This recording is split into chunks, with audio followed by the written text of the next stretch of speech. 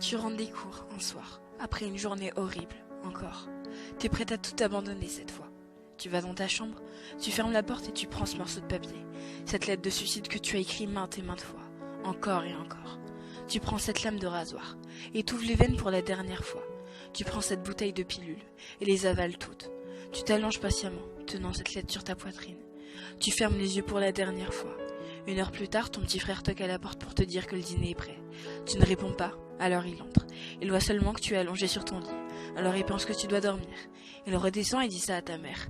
Elle monte dans ta chambre pour te réveiller mais remarque que quelque chose ne va pas. Elle prend la feuille que tu as dans les mains et la lit. Sanglotant, elle te secoue. Crie ton nom mais tu ne réponds pas. Ton frère, désorienté, court dire à ton père que ta mère n'arrive pas à te réveiller. Ton père monte les escaliers affolé, voit ta mère en train de pleurer, tenant fermement cette lettre contre sa poitrine, près de ton corps sans vie. Il comprend rapidement, et se met à crier, jetant un objet à travers la pièce. Puis il tombe à genoux, et se met à pleurer. Le lendemain, à ton lycée, la principale annonce ton suicide à la classe. Cela prend quelques secondes avant que chacun se rende compte. Puis tout le monde devient silencieux. Ils se blâment tous. Les professeurs pensent qu'ils ont été trop durs avec toi. Ces filles populaires repensent à tout ce qu'elles t'ont dit de méchant, bêtement. Ce garçon qui avait l'habitude de t'ennuyer et de t'insulter ne peut pas s'empêcher de se haïr pour n'avoir jamais osé te dire à quel point il te trouvait belle en réalité. Ton ex-petit copain, celui à qui tu disais tout, celui qui t'a largué. Pourtant, il ne peut pas supporter d'entendre cette nouvelle. Il s'effondre, se met à pleurer puis quitte la classe. Ses amis, ils sanglotent aussi, se demandent comment ils ont fait pour ne pas se rendre compte que quelque chose allait mal. Ils auraient aimé pouvoir t'aider avant qu'il ne soit trop tard. Et ta meilleure amie, elle est en état de choc. Elle ne peut pas y croire. Elle savait ce que tu traversais, mais elle ne pensait pas que ça allait aussi mal, au point d'en finir. Elle ne peut pas pleurer. Elle ne veut rien ressentir.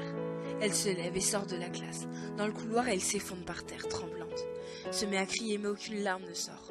Quelques jours plus tard, à ton enterrement, il y a la foule. Beaucoup de gens te connaissaient. C'est cette fille pétillante, celle qui était toujours là pour les autres. L'épaule sur laquelle on pouvait pleurer. Ils parlent tous avec de bons souvenirs qu'ils ont eu avec toi. À tous, on peut voir des larmes couler de leurs yeux.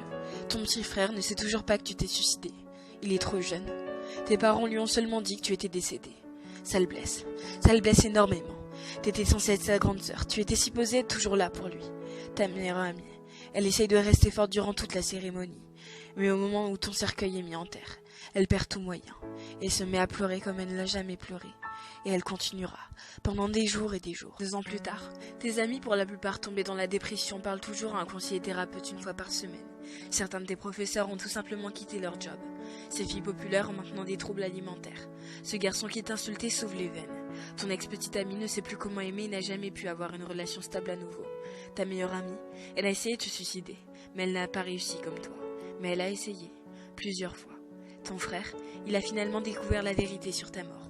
Il se coupe, s'ouvre les veines, pleure le soir. Il fait tout ce que tu as fait pendant des années et qui t'ont conduit au suicide. Tes parents, leur mariage est tombé à l'eau. Ton père est devenu alcoolique pour le distraire du mal que lui a causé ton décès. Ta mère est tombée dans une profonde dépression qui l'a tuée à petit feu. Il a scrollé toute la journée dans son lit.